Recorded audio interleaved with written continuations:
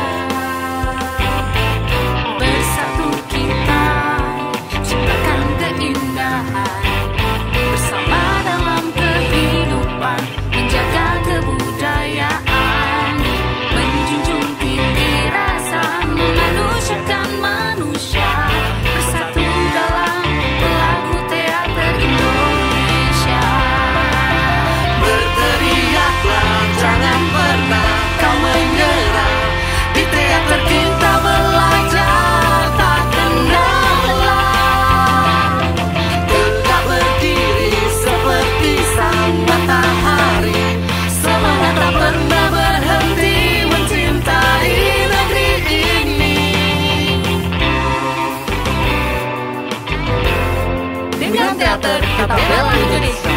Dengan teater kita jaga Indonesia.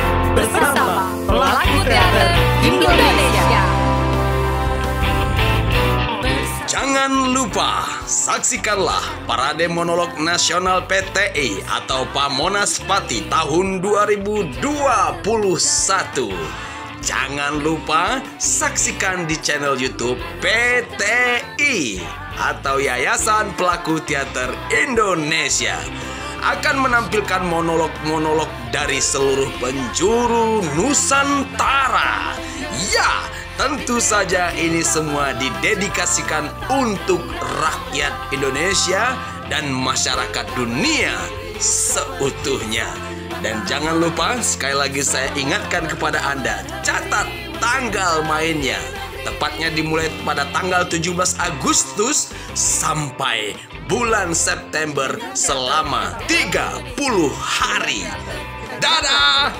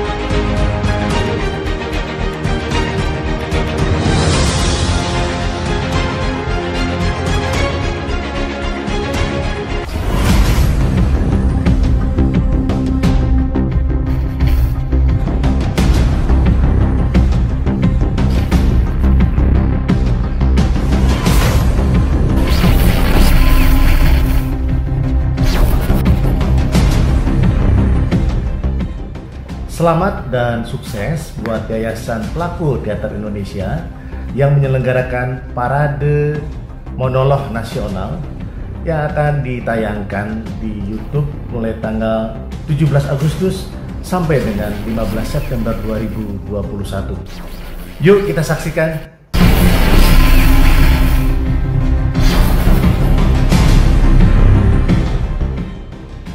Saya mendukung Parade Monolog Nasional yang pertama ini.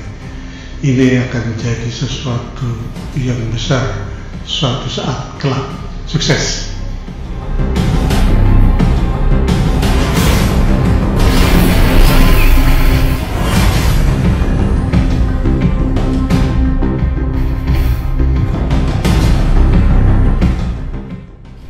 Saya mengapresiasi kegiatan Parade Monolog Nasional Pelaku Teater Indonesia yang digelar di masa pandemi ini.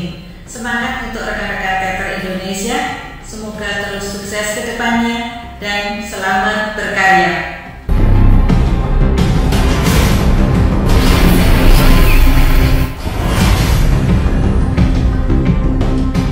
Pandemi tidak akan menghentikan langkah kita. Teater terbukti mampu bertahan di segala cuaca. Kita buktikan dalam Parade Monolog Nasional Pelaku Teater Indonesia 17 Agustus sampai dengan 15 September 2021. Gerak Teater.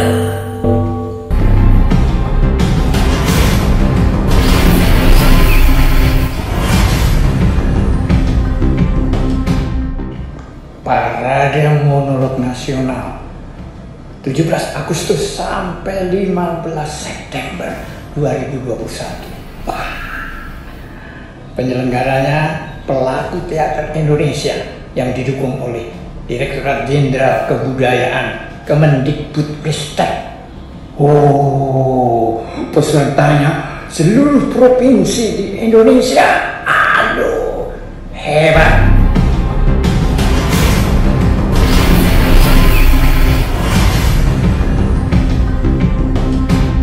Pandemi tidak boleh membunuh kita, tidak boleh menghentikan langkah kita. Kita harus terus menggali ruang kreativitas kita untuk menemukan jalan-jalan alternatif dan di sana kita tetap ada.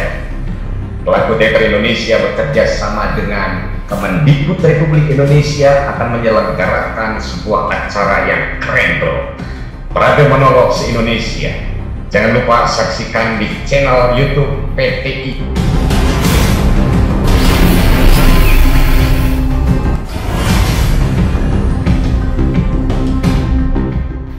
Terbatasnya ruang sosial atau ruang publik di masa pandemi COVID-19, Parade Monolog Nasional yang digagas Pelaku Teater Indonesia menjadi ruang alternatif bagi para pelaku seni pertunjukan di tanah air untuk mempresentasikan karyanya dalam praktek-praktek kerja digital sebagai upaya memediasi teater ke ruang virtual. Bravo, Pak Monas Pati, sukses.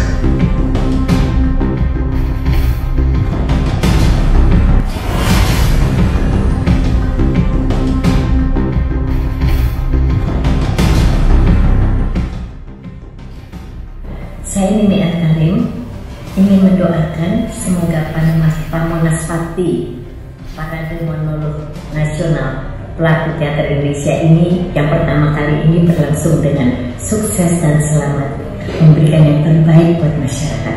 Amin amin ya rabbal alamin.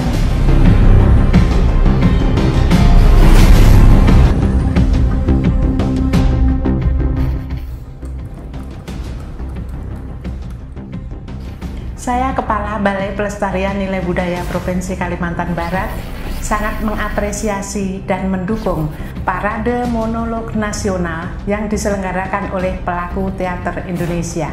Beradaptasi di masa pandemi dengan berkarya. Selamat kepada teman-teman teater Indonesia, semoga semua dilancarkan. Terus berproses dan selamat berkarya.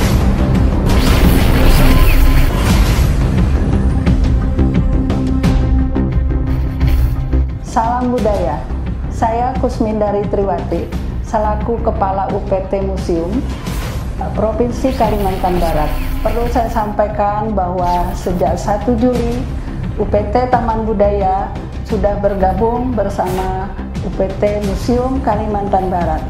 Saya akan mengucapkan selamat kepada pelaku teater Indonesia yang sedang menyelenggarakan Parade Monolog Nasional. Sukses terus untuk Sanggar Seni Pituah Enggang Institut selaku perwakilan Provinsi Kalimantan Barat. Semoga kegiatan Parade Monolog Nasional dapat berjalan lancar dan sukses. Salam budaya.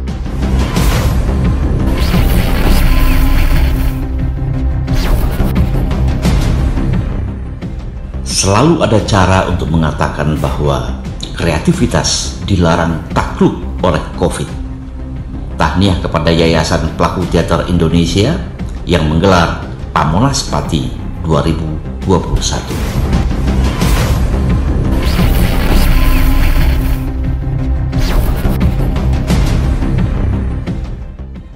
Assalamualaikum warahmatullahi wabarakatuh.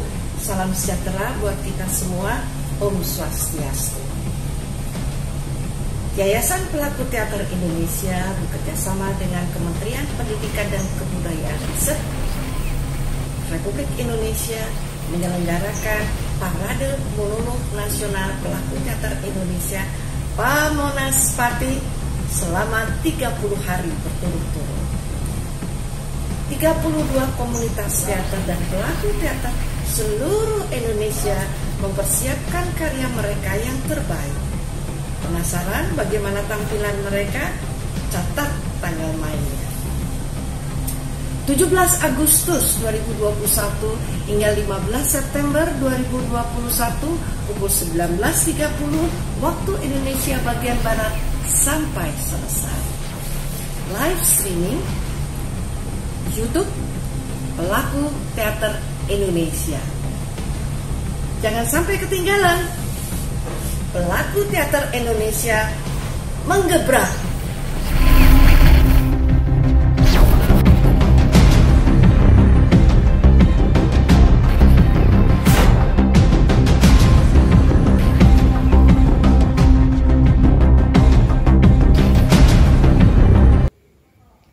Assalamualaikum warahmatullahi wabarakatuh. Selamat malam, salam sejahtera untuk kita semua. Salam budaya. Hai, bertemu lagi bersama saya Diva Arifatus Azahra dari Sanggar Rumah Ilalang Komunitas Seni Ilalang Indonesia. Sebagai pembawa acara di hari ke-8 Parade Monolog Nasional Pelaku Teater Indonesia Pamonas Pati 2021. Sebuah kehormatan saya diberi kesempatan memandu acara yang luar biasa ini di channel YouTube Pelaku Teater Indonesia. Semoga kita selalu diberikan kesehatan dan terus semangat berkarya di masa pandemi ini. Pamonas Pati 2021 menyajikan pentas monolog terbaik dari seluruh penjuru Nusantara. Diselenggarakan oleh Yayasan Pelaku Teater Indonesia yang didukung sepenuhnya oleh Direktorat Jenderal Kebudayaan Kementerian Pendidikan, Kebudayaan, Riset, dan Teknologi Republik Indonesia. Pada hari ke-8 ini, Selasa 24 Agustus 2021 akan menampilkan Teater Peneti Provinsi Gorontalo dengan judul monolog Wanci. Penulis naskah Imas Sobariah, sutradara Dul Kepleh, dan akan diperankan oleh Yeni Mariani Yunus. Mari kita saksikan penampilan dari Teater Peneti Provinsi Gorontalo. Selamat menyaksikan.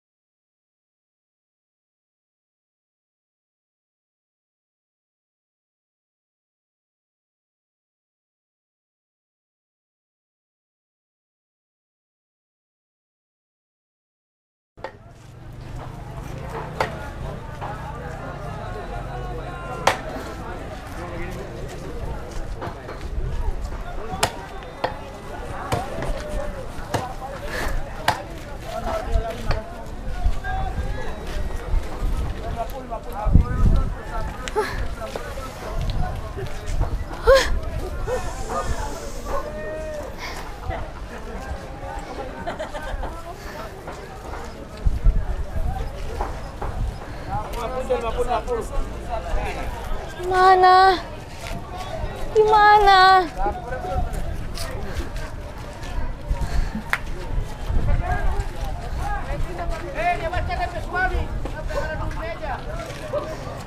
Di mana anak saya?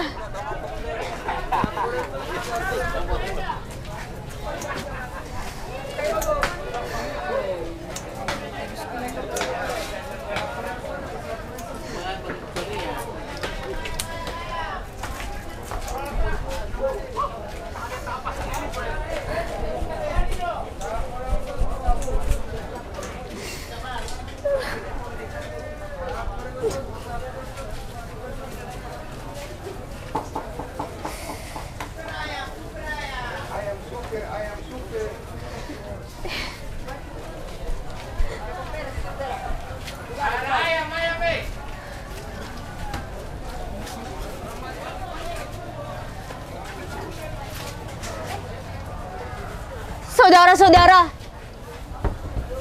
barusan lihat anak saya. Hah? Masa tidak tahu itu si Endang dan si Eti?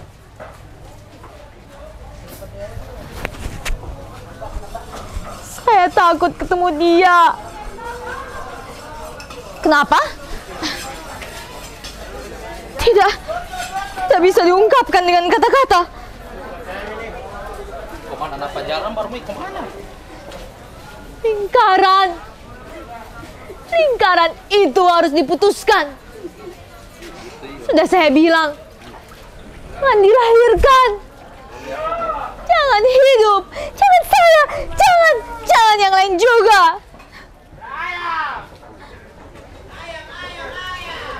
Tidak nurut?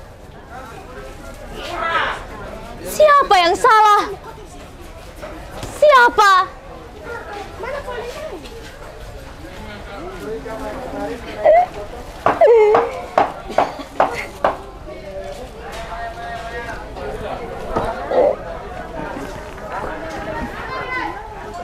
Saya harus bersyukur kepada Tuhan.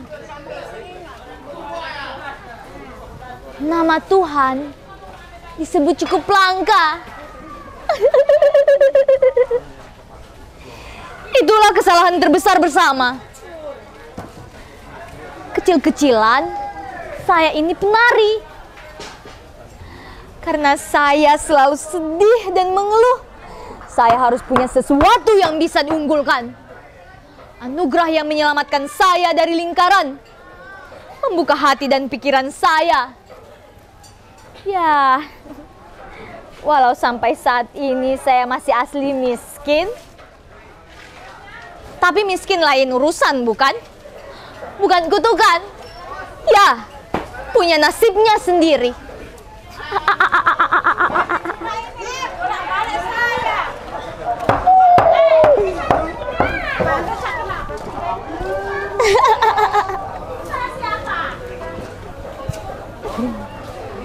Ini rahasia terbesar hidup saya. Ini kekayaan bisa dibilang sangat langka.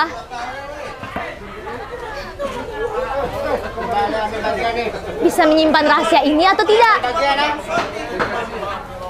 Saya bisa celaka 7 turunan dan lingkaran itu tak akan putus.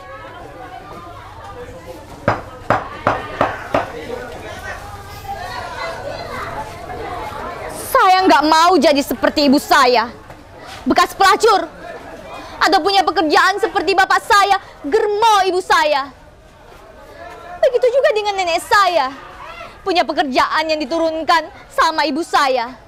Dan kakek saya, laki-laki pengangguran yang jatuh cinta dan kasihan dengan nasib nenek saya yang diwarisi kemiskinan. Laki-laki itu nekat ngawinin nenek saya dengan syarat membantu usaha yang tak lain adalah usaha birahi. Ya, dan sejak itu nenek saya dibiarkan hidup normal. Ya, kalau sekarang dikenal dengan pensiun dini.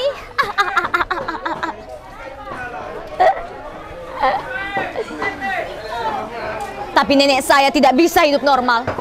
Sulit untuk keluar dari lingkaran yang sudah turun-temurun itu.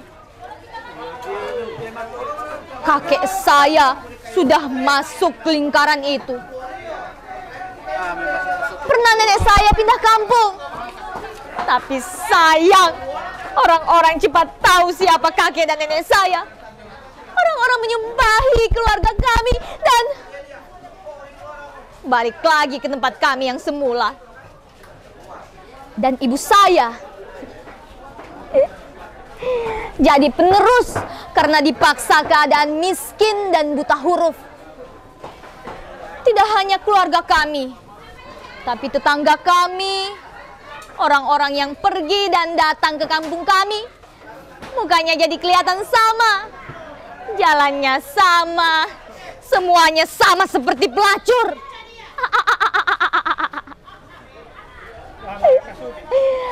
Hanya 1 atau 2 orang sakti saja yang bisa keluar lingkaran. Tapi kalau sudah mentok, ya balik lagi.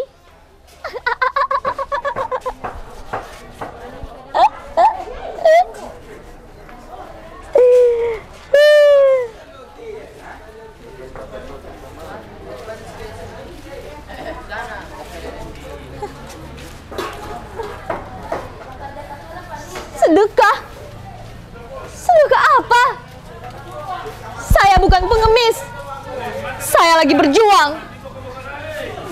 Aneh. Orang-orang tak bisa membedakan siapa yang sudah pasrah sama yang lagi berjuang.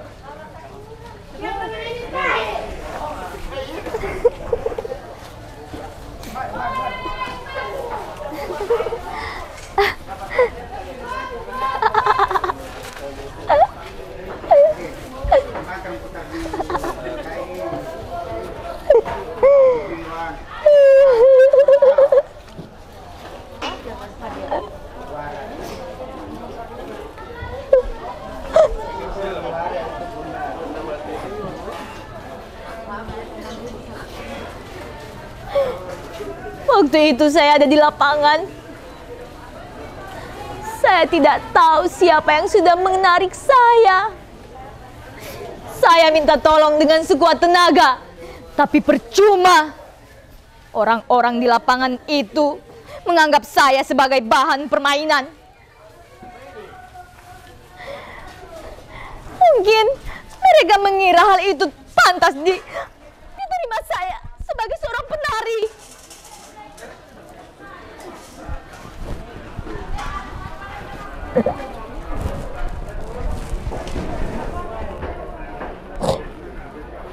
Saya tak ingat lagi dibawa kemana. Badan saya sakit semua.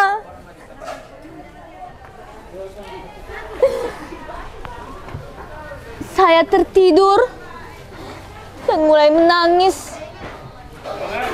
Dan lalu sadar mendengar ibu saya dan bapak saya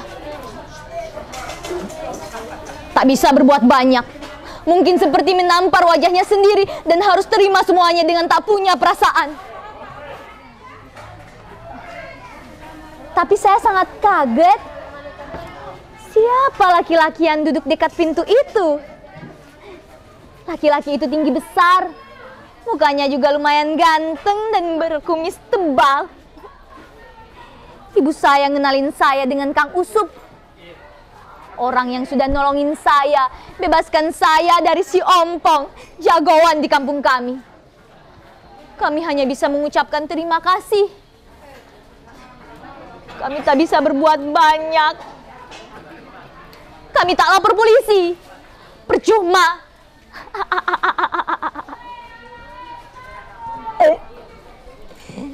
Tak ada yang percaya saya masih perawan. Saya nggak mau masuk lingkaran itu.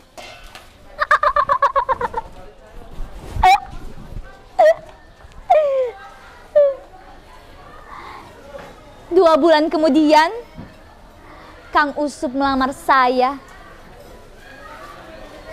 Entah kenapa, saya langsung mau dinikahi laki-laki yang tak jelas asal-usulnya itu. Kang Usup yatim piatu dari kecil. di kota kerja serabutan. Maklum, tak punya ijazah sekolah tinggi. Tapi sekarang Kang Usup jadi penjaga keamanan di toko Baba Aliyong. Yang paling penting bagi saya, 2 hari setelah saya nikah, saya langsung pergi dan hidup di kota. Saya nggak punya waktu buat mikir-mikir. Pokoknya saya harus pindah dari tempat ini.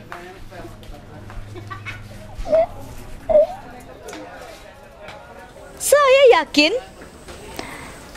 orang-orang yang melihat saya pergi, mereka merasa lega dan bunga. Mereka juga ada yang iri sama saya.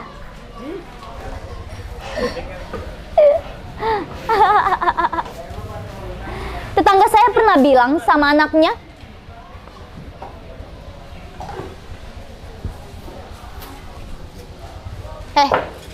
kamu lihat si Ici mulai sombong mau ninggalin kampung ini. Mak jamin tak lama lagi dia pasti bakal balik lagi. Emang gampang nyari makan di kota? Kamu inget ya, jangan jadi kayak si Ici.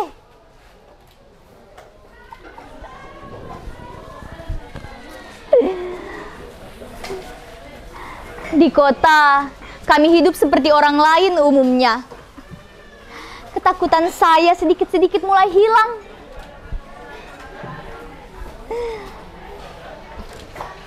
Saya lupa, waktu itu saya umur 15 tahun.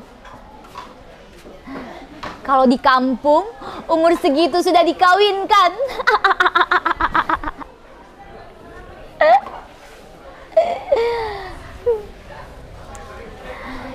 Saya hidup sama Kang Usup. Kami ngontrak rumah setengah tembok. Saya rawat bersih. Rumah itu punya 2 kamar. Ya jaga-jaga kalau nanti kami punya anak.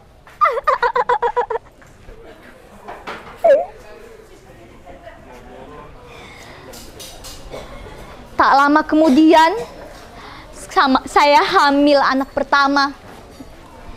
Anak laki-laki. Kami beri nama si Endang. Setahun dari situ, saya hamil anak kedua. Anak perempuan. Kami beri nama si Eti. Terus terang, kami tidak tahu arti dari nama-nama itu. Kami hanya meniru nama orang-orang terkenal di kampung saya. Si Endang, nama anak Pak Lurah. Dan si Eti, nama anak orang paling kaya.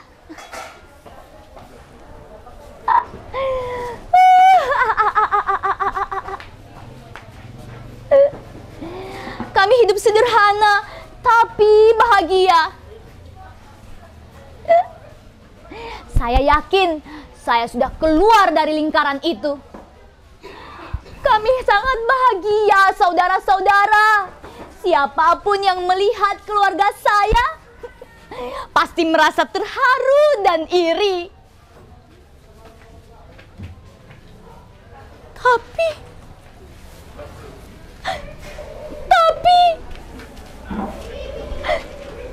lingkaran itu datang. Jemput. Kami bahagia. Saya yakin betul. Saya percaya keajaiban ini. Ini tak mungkin terjadi. Mana mungkin saya salah berdoa. Malah Kang Ucup, dia yang ngajarin saya.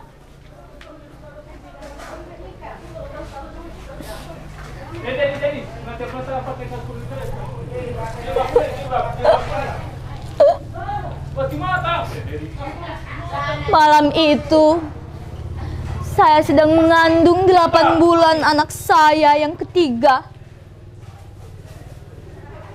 Tapi tiba-tiba terdengar suara ketukan dari pintu. Perasaan saya jadi tidak enak. Ketukan itu diulang sekali lagi. Cepat-cepat saya membukakan pintu.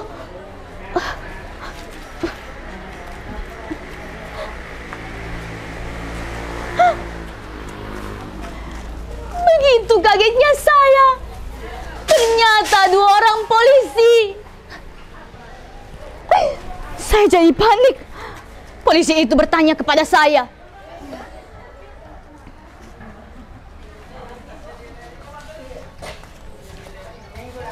"Selamat malam.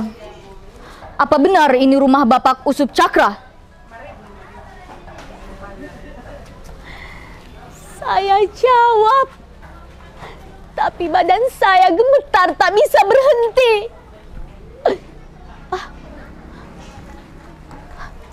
"Benar, Pak. Ada apa ya? Tapi suami saya belum pulang ke rumah. Masih jaga malam."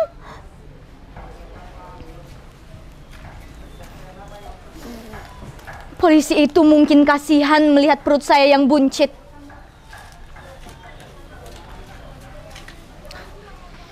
"Maaf, Bu. Kami hanya ingin memberitahukan bahwa Bapak Usup Cakra sekarang sedang di kantor polisi."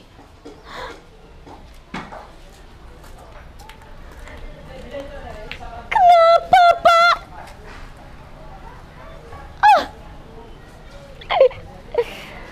Entah kenapa badan saya seperti melayang-layang.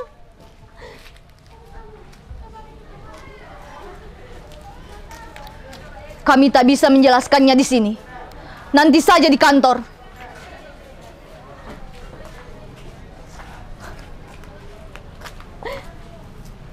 "Tapi Pak, tunggu."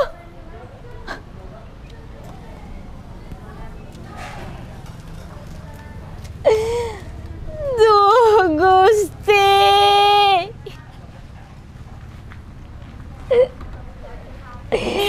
Kenapa ini, Gusti?" Sulit dipercaya. Kang Usup yang saya bangga-banggakan itu ternyata bukan jaga toko seperti yang saya ceritakan. Kang Usup juga germo.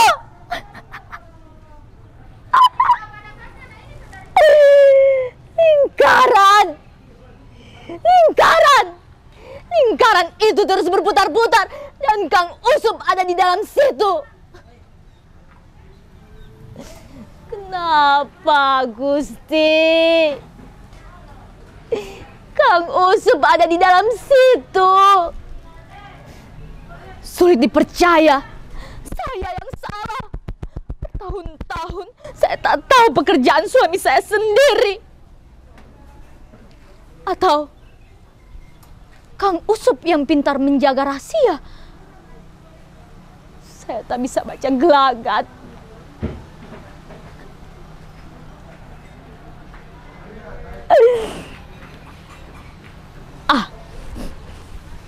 Sudahlah.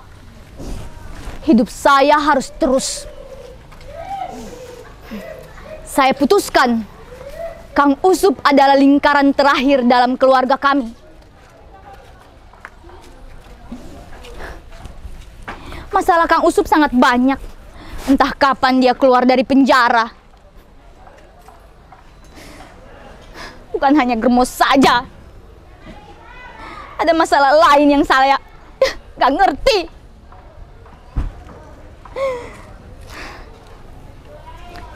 Saya buka celengan buat ngelahirin di bidan. Anak saya namai sendiri. Namanya Ayep Putus Cakra.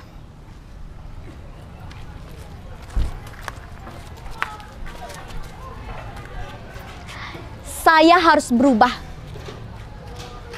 Saya nggak mau jadi sama seperti mereka. Saya nggak mau. Saya putuskan nggak mau ngarepin sama Kang Usup lagi.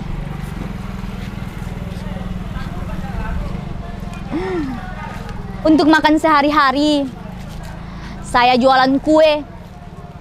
keliling di sekitaran tempat kami tinggal atau jualan ke sekolahan.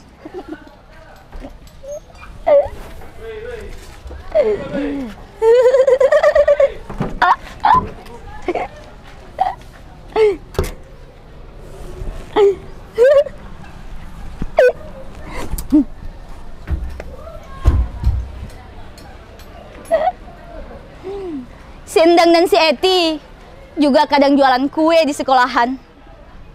Mereka saya latih prihatin.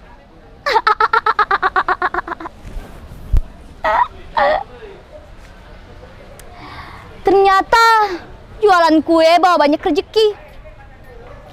Si Endang saya titipkan kerja di bengkel motor. Ya, istri yang punya bengkel langganan kue saya bertahun-tahun. Ya lumayan lah buat bantu-bantu biaya hidup. Dan si Eti saya titipkan kerja ke pegawai personalia di pabrik plastik. Dia anak kos dekat rumah kami. Dia itu anak baik, pindahan dari pabrik plastik di Tangerang katanya.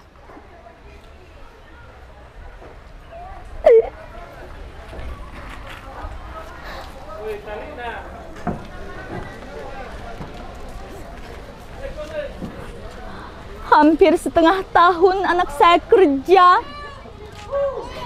masalah mulai muncul. Pegawai personalia yang masukin si Eti kerja itu perkosa si Eti karena cintanya ditolak. Padahal dia sudah saya anggap seperti anak saya sendiri. Dia anak baik. Apalagi setelah masukin si Eti kerja, dia seperti pahlawan keluarga kami.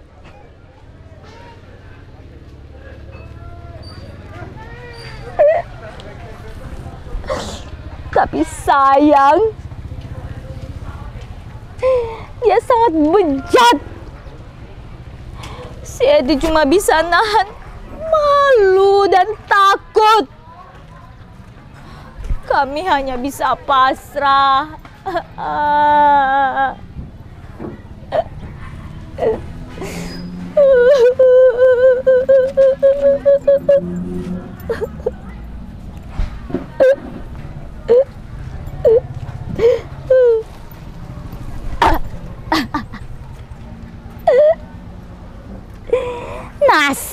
Nasib.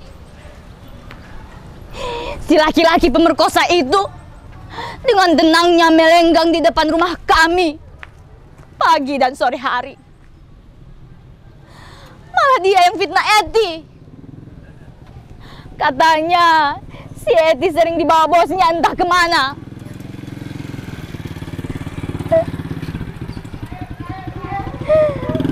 Si Eti di PHK dari pabrik.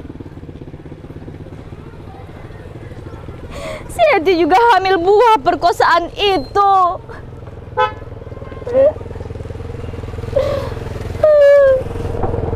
Kami tidak tahu harus mengadu kemana. Ya, hanya Tuhan yang kami punya.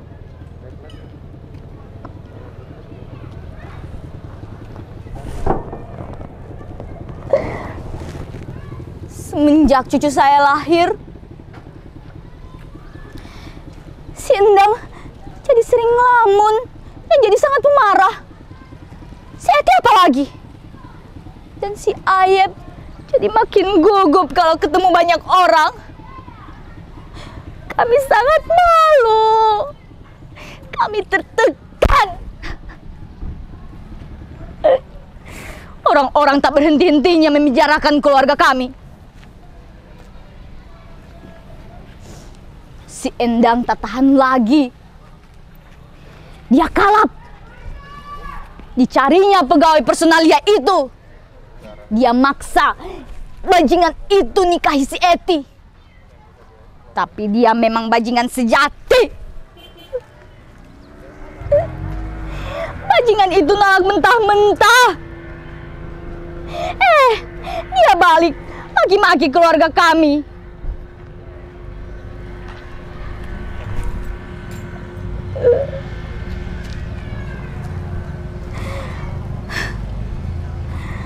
Si Endang tak bisa lagi nahan amarahnya. Dipukulnya pegawai personalia itu hingga babak belur. Dan sudah bisa ditebak bagaimana nasib si Endang dan keluarga kami. Si Endang dibui.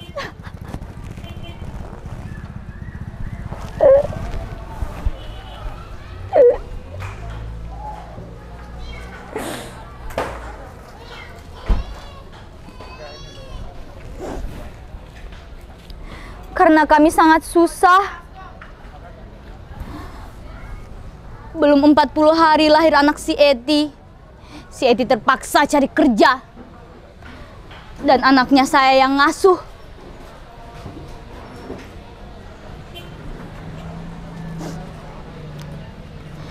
Si Eti katanya nggak mau kerja di pabrik. Dia masih takut. Karena kepepet. Si Eti kerja di tempat biliar.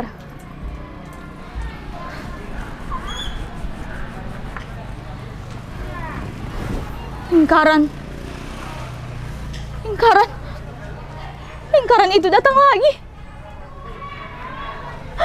Cuma beberapa bulan si Eti kerja di tempat biliar, dia berubah.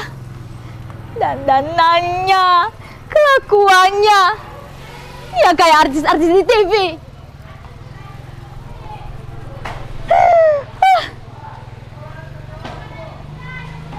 Dan cucu saya satu-satunya diambil temannya si Eti. Saya nggak mau, tapi si Eti maksa saya. Katanya dia orang kaya dan tak punya anak, tapi saya nggak percaya. Dan dananya sama saya, ya dananya itu sama saja kayak si Eti.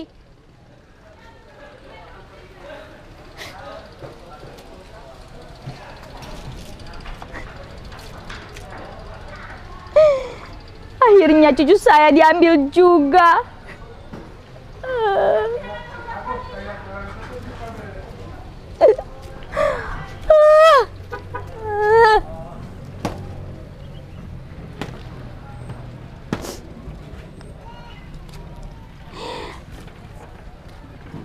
Sejak saat itu, hidup saya jadi nggak tenang.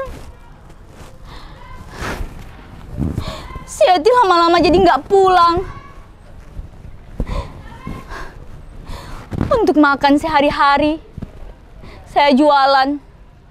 Kadang jadi buruh. Ya, buruh di pasar. Kadang jadi tukang angkut, jadi tukang cuci piring. Dan kadang jadi tukang kupas bawang. Semuanya saya lakoni.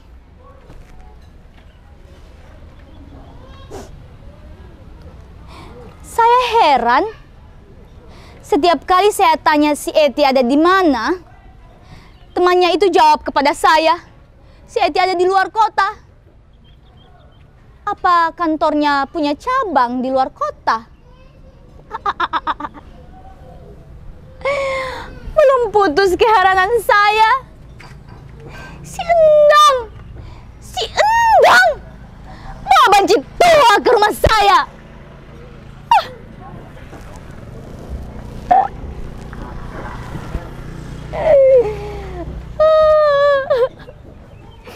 Dia bilang dia mau pindah rumah. Katanya lagi kerjanya kejauhan. Saya lihat banci itu tua. Mukanya pucat, tapi dandanannya menor. Katanya banci itu akan tinggal dengan dia.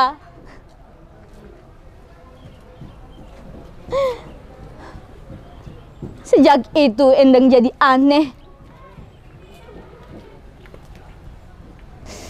Saya hanya bisa doain dia supaya dia selamat.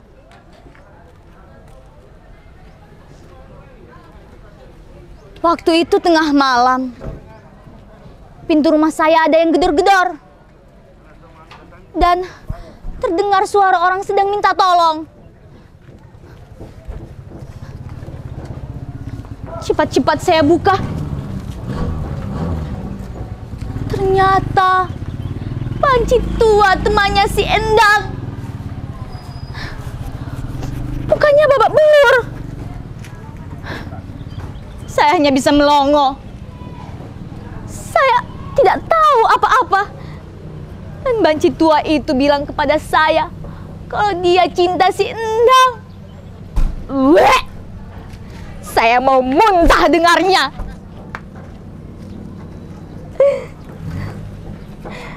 Dia juga bilang si Endang cinta sama dia. Saya nggak percaya. Mana mungkin? Saya jadi pusing. Saya kalap. Saya tak sadar lagi. Banci itu sudah pergi entah kemana. Lalu saya bawa si Ayep. Tak ada yang lain di pikiran saya. Saya harus putuskan lingkaran ini. Saya terus berlari dan berlari. Mak, Ayep mau dibawa kemana, Mak? Kaki Ayep sakit, Mak. Mak, duduk sebentar ya, Mak. Ayep nggak tahan lagi. Mak. Saya terus berlari. Saya terus berlari.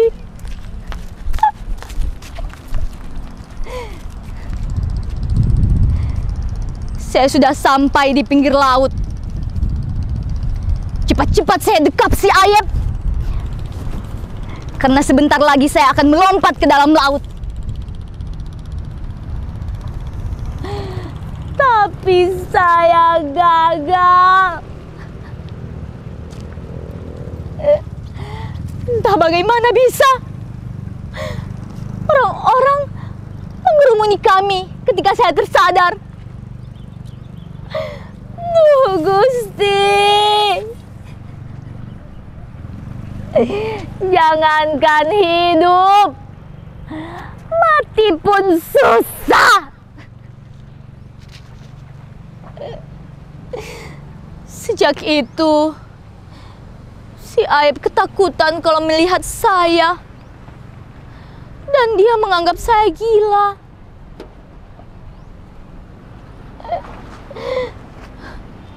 Apalagi orang-orang di pelabuhan itu. Katanya, saya ibu yang tega mau nyelakain anaknya. Saya nggak tahu Ayep ada di mana. Saya cari-cari, tapi nggak ketemu. Ayep, Ayep, Emak minta maaf. Ayep, Emak nggak gila, Nak. Emak nggak tahan lagi.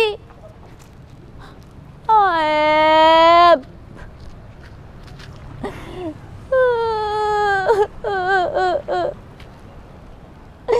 Emak doain kamu selamat, Ayep.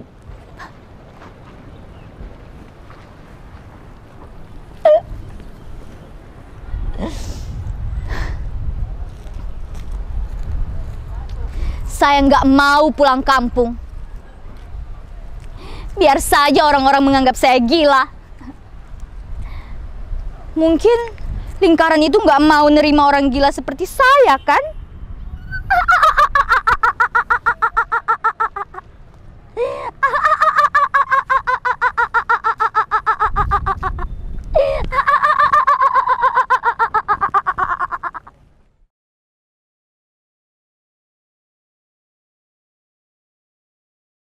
Demikian pentas monolog Wanci yang luar biasa dari Provinsi Gorontalo.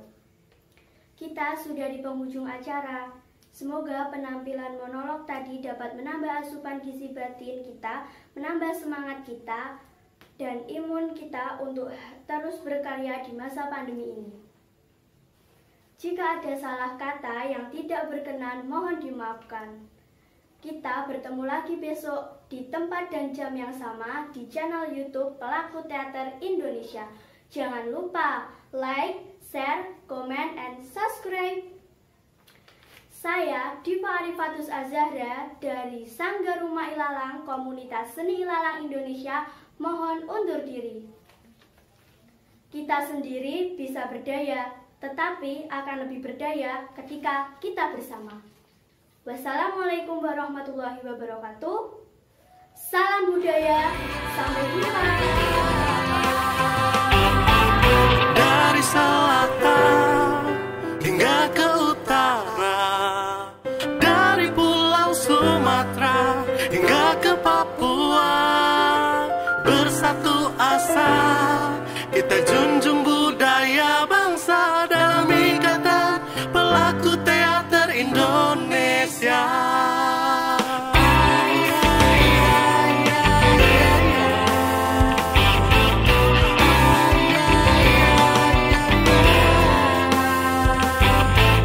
Bersatu kita ciptakan keindahan, bersama dalam kehidupan, menjaga kebudayaan, menjunjung tinggi rasa, memanusiakan manusia, bersatu dalam pelaku teater Indonesia. Berteriaklah, jangan pernah kau menyerah, di teater kita belajar tak kenal lelah, tetap berdiri seperti sang matahari, semangat tak pernah berhenti mencintai negeri ini. Dengan teater kita bela Indonesia, dengan teater kita jaga Indonesia, bersama pelaku teater Indonesia.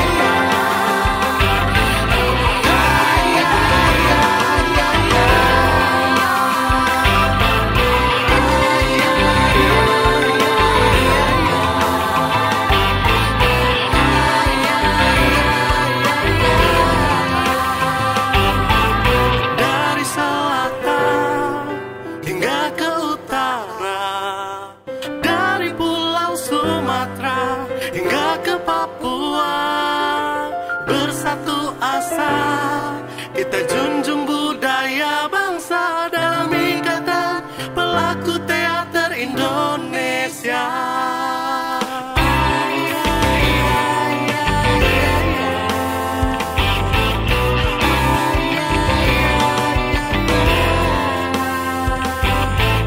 Bersatu kita ciptakan keindahan, bersama dalam kehidupan, menjaga kebudayaan, menjunjung tinggi rasa, memanusiakan manusia, bersatu dalam pelaku teater Indonesia. Berteriaklah, jangan pernah kau menyerah, di teater kita belajar tak kenal lelah, tetap berdiri seperti sang matahari, semangat tak pernah berhenti mencintai negeri ini. Dengan teater kita bela Indonesia, dengan teater kita jaga Indonesia, bersama pelaku teater Indonesia. Jangan lupa Saksikanlah Parade Monolog Nasional PTI atau Pamonas Pati tahun 2021. Jangan lupa saksikan di channel YouTube PTI atau Yayasan Pelaku Teater Indonesia. Akan menampilkan monolog-monolog dari seluruh penjuru Nusantara. Ya, tentu saja ini semua didedikasikan untuk rakyat Indonesia dan masyarakat dunia seutuhnya. Dan jangan lupa, sekali lagi saya ingatkan kepada Anda, catat tanggal mainnya. Tepatnya dimulai pada tanggal 17 Agustus sampai bulan September selama 30 hari. Dadah!